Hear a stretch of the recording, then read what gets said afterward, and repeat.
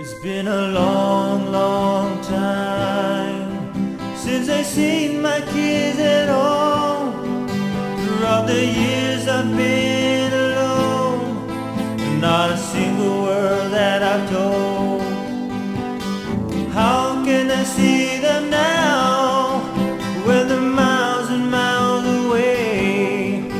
And all I ask the Lord above is to see them someday. And I